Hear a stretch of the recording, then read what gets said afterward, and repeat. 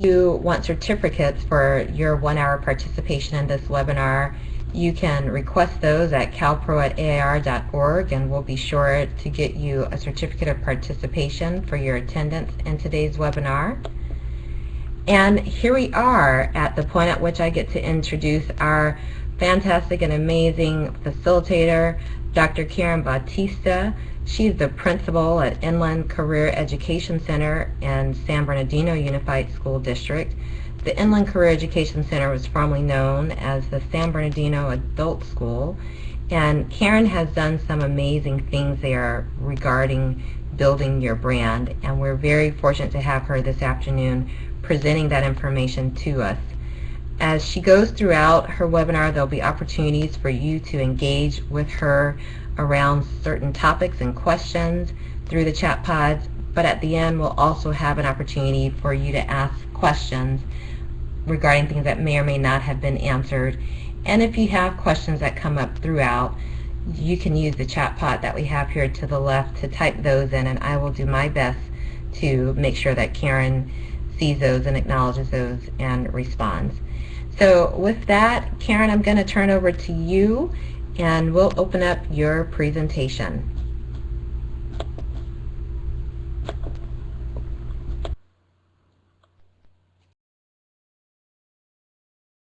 Great. Thank you so much, Cherise. As Cherise said, I'm at what formerly was San Bernardino Adult School, and I have been at the adult school now since 2010. And so today I'm very excited to share with you what we have learned over the last 5 years on our journey of evaluation and change.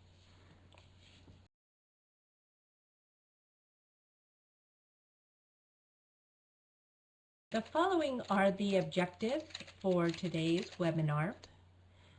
First, I'm going to review the rebranding process at San Bernardino Adult School, strategic planning, also our focus on customer service, empowerment, and culture change. Next, I'm going to share strategies for building capacity within your school. And finally, about data collection, ideas for meeting the new demands on adult education.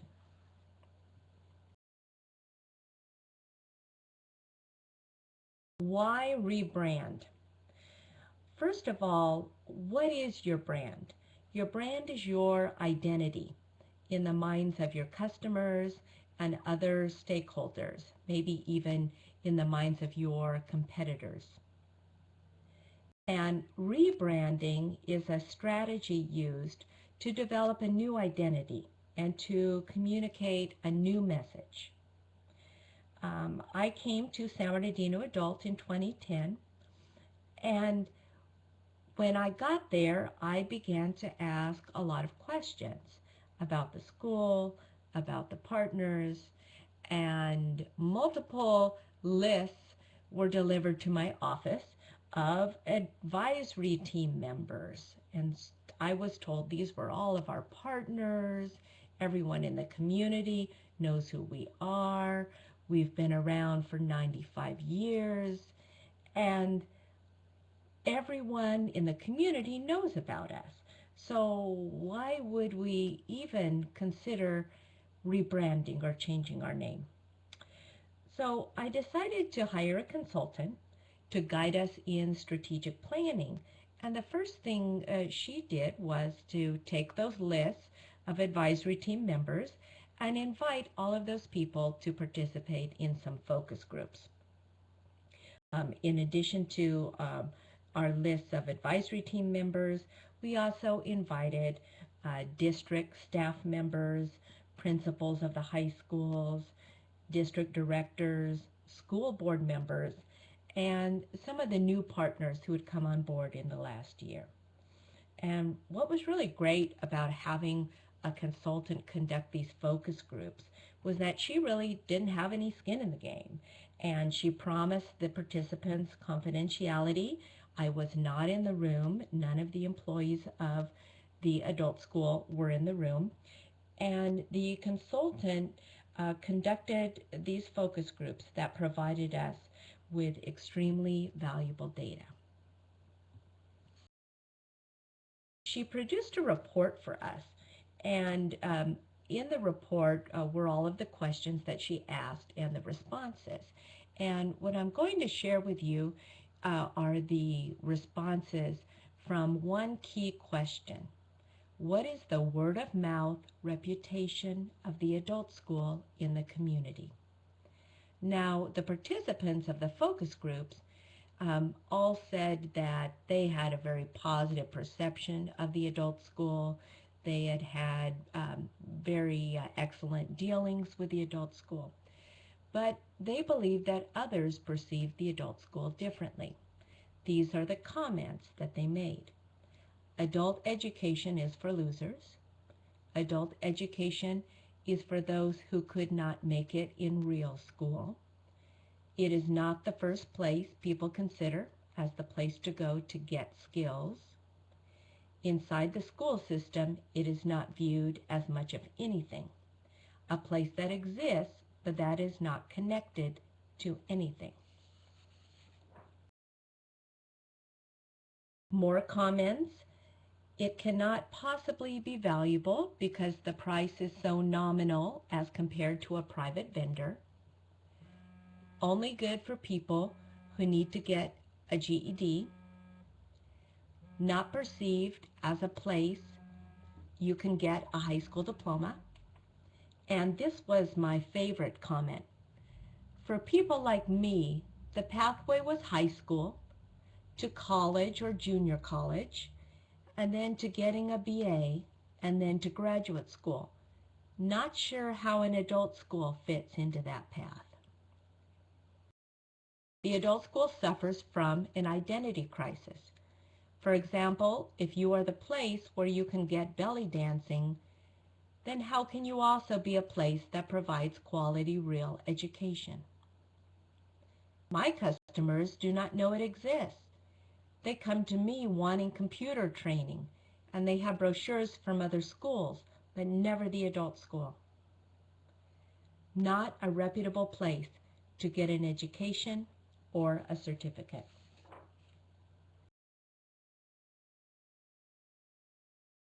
So now we're going to take a moment for a discussion.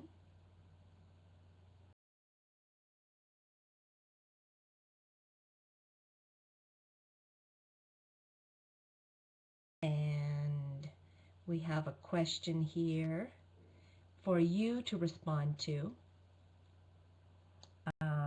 And I think I'm out of order. There we go. So answer the following question about your brand. How can you get honest feedback from your community as to what your brand represents?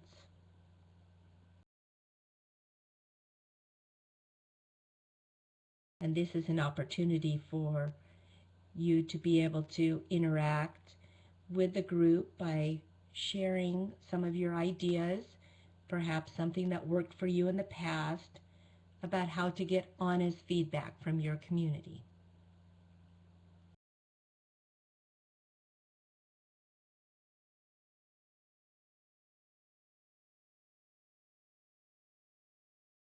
Oh, great. We're getting some wonderful responses here.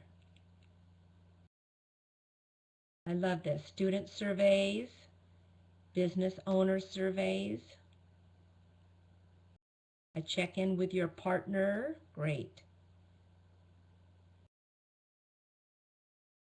Good. I like what you said, Debbie. So important for us to have feedback from those people who don't have a history with us. Wonderful. We've got some really good input here.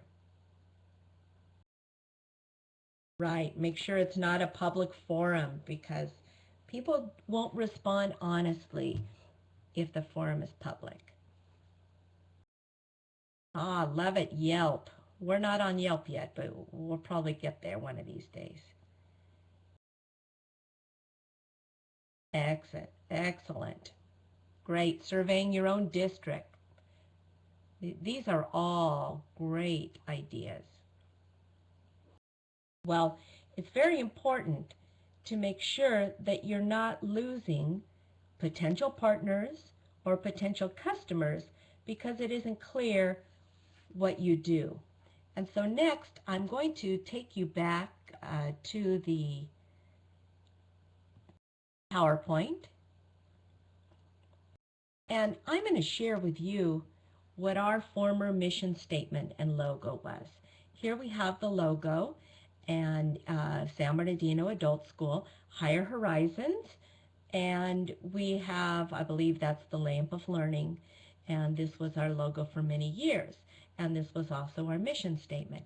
The adult school shall provide quality, lifelong educational opportunities and support services that address the unique and changing needs of individuals in our diverse multicultural community. And so we do a very good job of making the waters very muddy. That is about as clear as mud. And in summary, basically, the mission statement says, we are all things to all people, and we can be anything you need us to be. Well, moving forward after our rebranding, here is our new mission statement. The Inland Career Education Center provides a bridge to post-secondary educational opportunities and the labor market through the delivery of quality education. So we are now Inland Career Education Center. If you don't see our mission statement and you see our name also provides lots of clues as to what we do.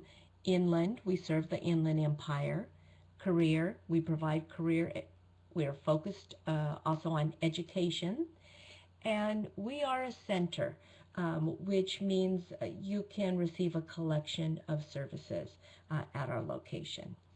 During our rebranding process, we identified two customers whom we serve. First of all, any adult wanting to move to post-secondary education and career training. And secondly, employers wanting an educated workforce.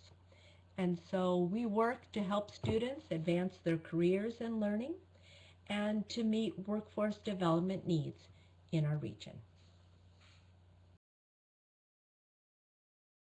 When our school began the rebranding process, there was a great uncertainty about the future of K-12 adult education.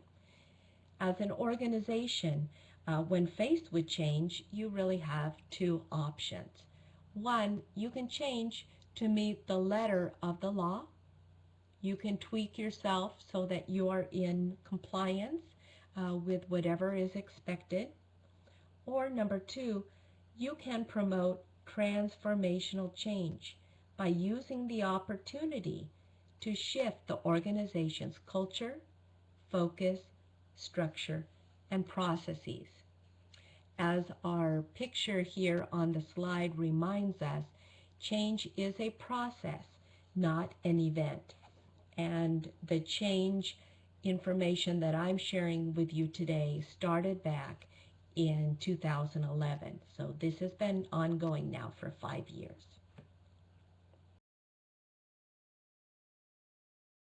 We, as part of our change process, we focus particularly on strategy, customer service, empowerment, culture, and data systems. We engaged in strategic planning, and we created a plan which had goals, and each goal had actions that needed to happen in order to achieve those goals. And so we engaged in our first 3-year plan, and the plan was developed by internal stakeholders, our employees of the adult school. And about 2.5 years into the plan, we started to develop our next 3-year plan. And this plan was developed with half internal partners and half external stakeholders. And those external stakeholders created and contributed so much to the process. Um, I was so pleased to be sitting around the table with our community college partners, our district directors, high school principals, community partners, and everyone who was there was invested in helping us create a plan to move our school forward. During the strategic planning process, we identified many areas for improvement. One area was the need for new skills, and these were new skills across the organization for teachers, for support staff, for administration, for coordinators. We also identified that we needed to somehow create a system for engaging in partnerships. We needed new and increased data collection, and we needed to improve on our data recording and our report submission.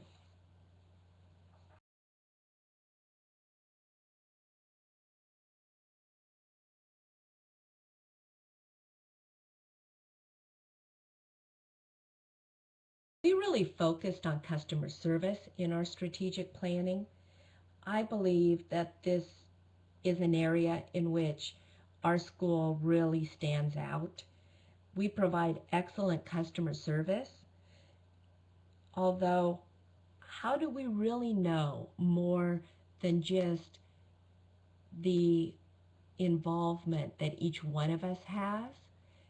Sometimes we like to refer to this as anecdotal data, where we have an interaction with a staff member or we observe an interaction and we think, oh wow, we're really doing an awesome job of delivering excellent customer service. Well, we wanted to begin to find some way to measure the amount of satisfaction that customers had with our customer service. So we developed a three-pronged customer feedback system. First, we developed a course evaluation survey that all students, upon the completion of a course, would take this survey to provide feedback about their experience. Second, we implemented an annual student survey sent via email to all students. And third, we created an anytime, anywhere comment card. And this comment card was a way for us to have timely, actionable data. For example, if I'm a student sitting in a computer lab, I see the icon, I click on the icon, I answer 7 questions about my experience at the adult school, and I press send. That information is sent to the school in the report, in the weekly report every Monday. And then that information is sent out school-wide. And so it's an opportunity for those of us within the school to read the reports and look for suggestions on how we can make the experience a lot better. Rewards and recognition was an idea, and I'll tell you in a minute where it came from, but it was the staff calling to our attention that they wanted a way to be able to recognize one another and to be recognized by the administration for going above and beyond. And so we did create a system around rewards and recognition. And employee satisfaction was also incredibly important to us. We wanted our employees to be engaged in the work that they were doing.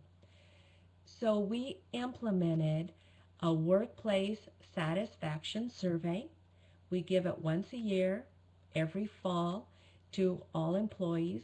We've been doing this now for 3 years, and it provides everyone an opportunity to comment on certain areas within the organization. And when that report is finished, all of the data is given to our data work group, which I'll talk about later, and they look for opportunities for improvement. And one of the opportunities for improvement was the rewards and recognition system.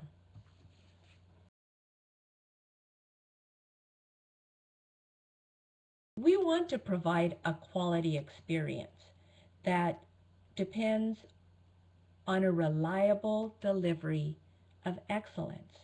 And you have to have employees who are engaged in the work being done. So we decided, why not learn side by side, all of us together, the administration, the leadership team, the teachers, the support staff. So we created learning communities to build capacity. And we also created the rewards and recognition systems to work alongside this so that we could recognize people who were going above and beyond. There are some additional systems that we also implemented, and I'm going to speak about that later when I talk about building capacity. Why focus on changing organizational culture? One, to ensure sustainability. Two, to focus on enhancing the customer's experience, not just on improving products and services. And number three, to increase customer value in all pockets of the organization. Now remember, we have two customers, our customer the student and our customer the employer. Culture change. I instituted a new governance model. We were engaged in strategic planning, and so we needed a steering committee to advance the work of the action plan. We started to develop a committee comprised of our 4 administrators and any other staff that would commit to a 1-year term on the steering committee. Ultimately, we ended up with about 35 members of this group. The group meets 1 day a month for 4 hours. We had teachers in the group. We had support staff, secretary, clerks. Our registrar was in the group the first year, counselors. We had a wonderful group of individuals who were committed with moving the school forward. In this steering committee leadership structure, all voices are heard, all opinions are equal. Our facilitator made it clear early on that my voice counts just the same as the voice of a support staff member. And so if I was going to give my opinion, then others had to feel free to be able to give their opinion, even if it conflicted with my opinion. And all of our decisions were made by consensus. Another important culture change was knowledge and information sharing. Not only sharing new knowledge and information among the group, but also sharing it across the school. I mentioned before about some customer feedback surveys. That is information that we shared out across the entire school. Another example of this knowledge sharing is the fact that if we're going to connect our students with the labor market, we have to understand it.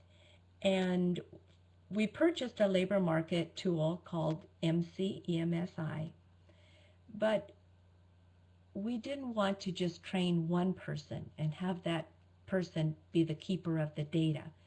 We wanted to share out the new vocabulary school-wide. It's very important for our teachers to understand the difference between a high growth, high wage, and high demand career. It's important for all of our employees to understand what are workforce development boards. What do they do? What is the sustainable wage rate for our city, for our county? Why is it important to know the term retained in employment? What is a data dashboard? An industry sector, an industry certification. We wanted to share this new knowledge across our organization. I love this graphic, this picture here on this slide. Culture eats strategy for breakfast and technology for lunch, and so on, right? We all know that culture is very strong, especially if you are someone who's worked at more than one school. You can compare different cultures. And we are completely shifting our culture.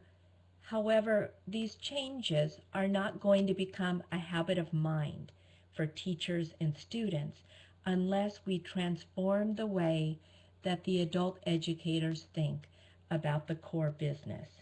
And this is something we are trying very hard to do.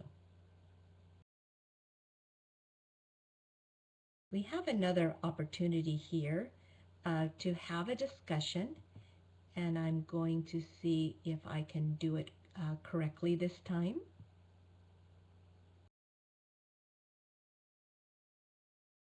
I'm going to open an area for you to be able to communicate and answer. I think I have to shift this. Oops, perhaps I shifted the wrong way. Maybe tech support can get me back on track. Oh, I love that tech support.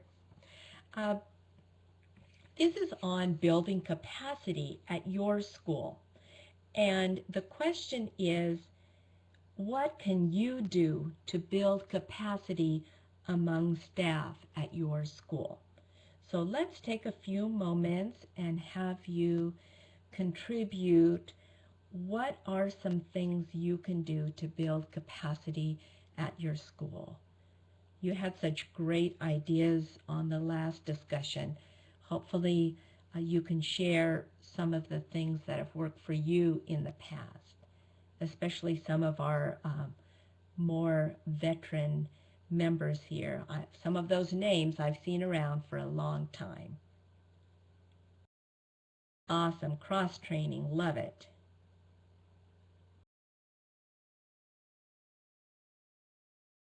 Good. Listening. Activate those listening skills. Right. Buy-in. Oh, buy-in is so important. Start with the core group, like your leadership team. Sometimes also called the early adapters. You can tell right away who are the members of your team who are going to jump on board quickly. And yes, get their buy-in, be transparent, identify core needs, love it, more transparency. Right, listen to everyone. Sometimes the best ideas come from someone who's in your front office because they can see things that we don't see. Data, love it. I tell you, we've created more data than we ever had before. Oh yes, food is important. Thanks, Gretchen. We did that. We did feed faculty and staff. We started with our own staff. We fed them first. Incentives, yes. Incentives sometimes are very hard for us, but we have a couple ideas to share out. Recognition and rewards, that has been invaluable for us. Excellent. Good. I'm going to head back now to the presentation and share a couple of ideas with you on how we build capacity. We worked very hard to empower the staff, and one of the ways that we did this was through work groups. We identified themes throughout our action plan, and then we built work groups about these themes. And what has been so powerful is that any staff member can join any work group. You can even be a member of multiple work groups, but you need to commit for 1 year to your work group, and staff members were able to choose what resonates with them. So for example, your more analytical people chose the data collection and analysis work group. We also had a labor market information work group, career pathway development, rewards and recognition, best practices. Your staff members who love research, they gravitated to the best practices work group.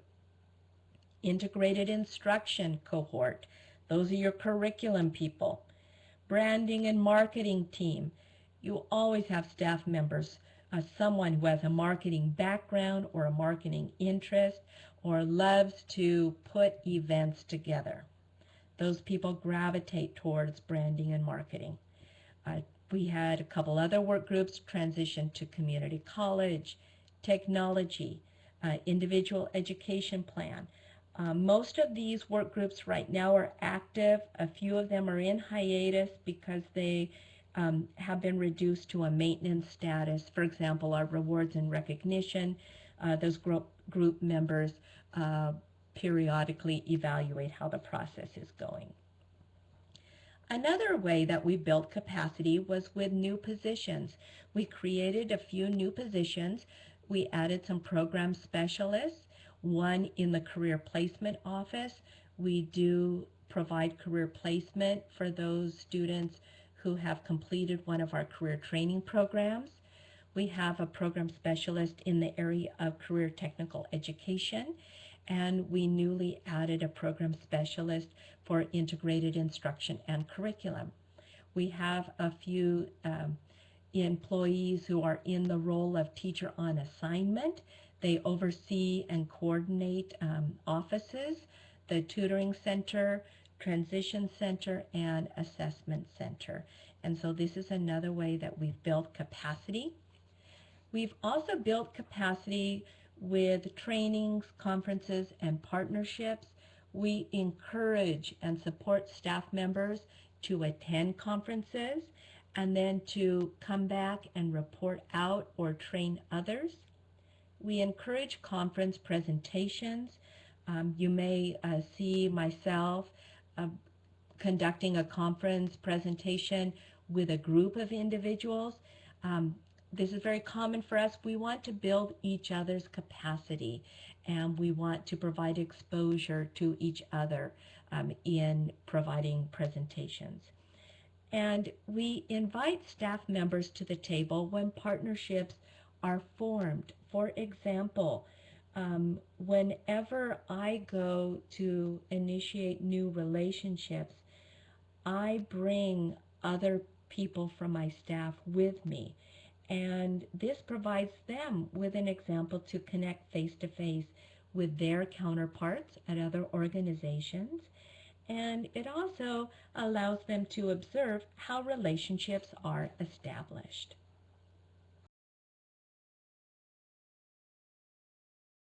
Okay, next, data collection. And we have a discussion question here for you on data collection. Who can be a resource for us for data collection? So I invite you to share who can be a resource for us in the area of data collection. There is so much that we are now being required to track that we may not have experience in doing that, especially some of the smaller schools. It's very difficult for them. Who can be a resource for us in the area of data collection? Great, I see a lot of people are typing here. Wonderful, one-stop partners, yay! Who are the partners at America's Job Centers? We're going to learn who they are very quickly. Good, employers in the area, community college outreach, love it. Oh, this is great, a district researcher, wonderful. The workforce development boards, yes. CASAS, CTE, our attendance system, those people have data specialists, exactly. workforce partners, the EOPS at the community college, excellent. Social service providers, love it. CalWorks, yes. And our regional consortia, oh, wonderful. I can stop right now. You guys gave out all the good ideas. Excellent. Well, you know that we are being asked to collect all sorts of new data through WIOA, the Adult Education Block Grant, even within our own district. The districts now are developing key performance indicators, and they want to know, well, adult school, what are your key performance indicators?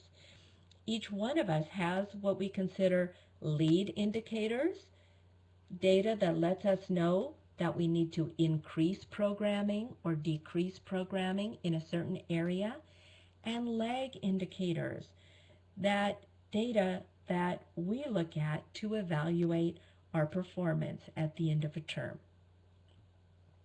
We'll meet your new partners, and I think some of you already have, because you had the idea, reach out to other agencies funded by the Workforce Innovation and Opportunities Act, WIOA. WIOA funded agencies will be required to collect the same data as you, and many of them have established systems for doing this. How can you partner with them? You can invite them to your campus to meet your students. They will be delighted to see so many students in one place. Can they serve your students as their clients? Why not ask? WIOA providers offer incentives that we do not have ability to offer, specialized curriculum that we might not be using, certifications, paid career training, paid childcare, and they also have paid work experience. Our students can benefit from all of these. Schedule WIOA providers on your campus on key enrollment dates or key orientation dates. Offer desk space 1 day per week to your partners. WIOA providers find jobs for their students. Can they help you place your students? We can certainly look into sharing with the WIOA providers and co-enrolling students. It's very important to make our own students our partners, and we need to explain to them what the goals are. We also need to make sure our teachers understand the goals. And if employment is the goal, and if it is also a goal for our teachers to move our students to community college, then that needs to be very clear to the teachers and to the students. And when there are barriers, let the students tell us what those barriers are so we can overcome them. I see Gretchen had a question about WIOA providers, and she asked, when I say WIOA provider, what do I mean? Each workforce development board is different and operates differently, but many of them contract with agencies, and those agencies provide many services, and they're looking for our students as clients because they receive funding from the local workforce board to connect that student, either to get that student enrolled in a high school diploma program, to get that student a GED, or to take someone who already has their GED or high school diploma and get them into career training, or get them into some type of a work experience program. And so what I'm encouraging is that you find out who are these agencies. It has taken me a while to find out who these agencies are in my community, but they're not necessarily another adult school, and they're not necessarily a private or a nonprofit organization. You really need to go and seek them out. Okay, I'm going to quickly wrap this up before I run out of time here. Another option for you is to utilize technology. And remember, the generations of students that we're dealing with, they go first to technology. We are trying to cold call students, and we are not having much success at all. Don't you love my graphic of the dial telephone there? Well, students are on social media. So we now, on a regular basis, get students to like our Facebook page so that we can connect with them, we can send information to them, and then when we need to contact them, we have that connection already set up. Another thing that might work for you is a shared Excel spreadsheet, and this can be done through the servers on your school site, setting up a way that you have shared documents. Perhaps a group of teachers and a support staff person share the same spreadsheet and they're inputting data. Also, Google Docs works very well. Tap into the support staff for data collection, and most of you have the right idea. There are specialists hired. We happen to use ASAP. I know some people use Schoolhouse, CASAS, TOPS Pro. They all have support specialists who focus on data collection. Run your system by them. Another important thing to consider is bilingual support staff. How can you tap into bilingual support staff to get the data that you need? With your consortium, it's very important to take advantage of collective impact. Meet with other schools in your consortium. What can you learn from them? What can you share with them? Is there funding to share a data specialist or a bilingual clerk that the consortia can share, and then during high impact times that employee can travel to the different organizations? Can the consortium help with data collection, with job placement, with assessment? Get creative. Is there a way the larger schools can help the smaller schools? What does it take? Oh, we all know it takes leadership, but it takes tremendous commitment and discipline. And my suggestion for you is to create a culture and a motivated work environment. The more motivated your employees are to take part in the process and grow with the school, the better chance you're going to have at being able to change your culture. Now, your takeaway from today's webinar. I'd like you to provide one or two things that you will do as a result of the webinar today. What idea are you walking away with that you think, hey, I haven't really tried this, but I think I'm going to try it now? Or what idea do you see and you think, that's something, I have no idea what that is. I'm going to go back and research it, and I'm going to find out what that is. Wonderful. Share student survey results with the staff. Excellent. Moving the staff along. Great. Facebook page. Great. I'm sure all you need to do is ask if there's someone on your staff to help you with that. It's not always the people you think. Seek more input. Love it. Love it. Well, thank you so much. This has been so much fun for me sharing all of this information with you, and I love the ideas that I'm seeing back.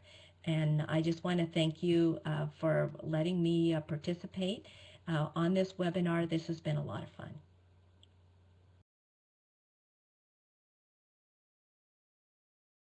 Any questions?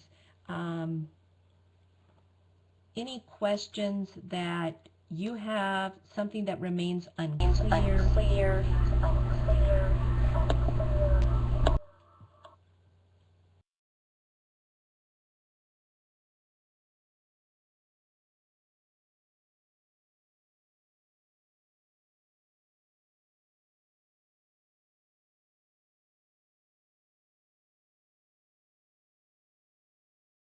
Okay, so while everyone is getting that audio back, if you can put in any last questions for Karen at this time.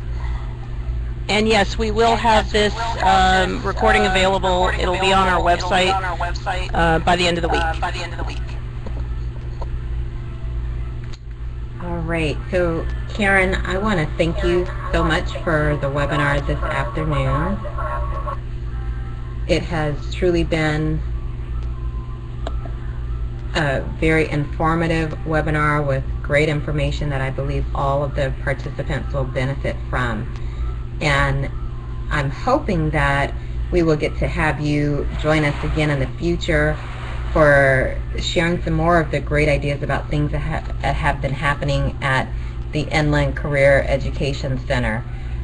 As folks are typing in, please know that we will have the PowerPoint available for you to download. It is off to the right on the bottom.